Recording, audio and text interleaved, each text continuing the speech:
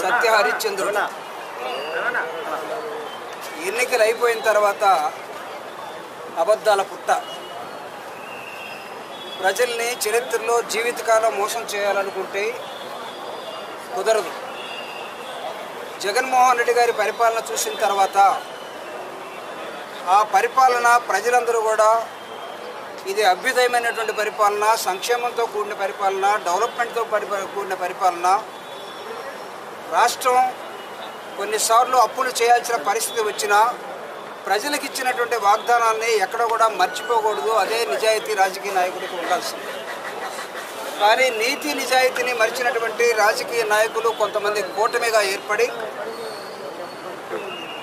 జగన్మోహన్ రెడ్డి గారి పరిపాలన మొత్తం కూడా అవినీతిని విమర్శించి అబద్ధాలు చెప్పి ప్రజల్ని చీట్ చేసి